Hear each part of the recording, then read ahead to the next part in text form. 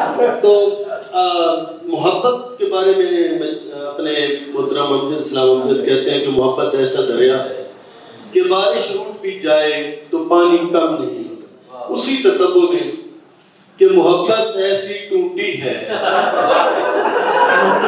मोहब्बत ऐसी टूटी है, प्लम्बर ठीक भी कर दे तो फिर भी लीक रहती है।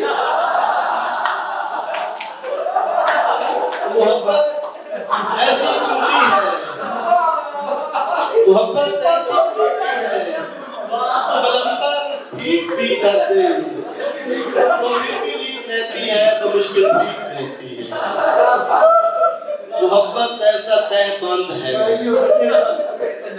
मोहब्बत ऐसा तहबंद है कि जिसको वसल का झोंका करीबन खोल देता है।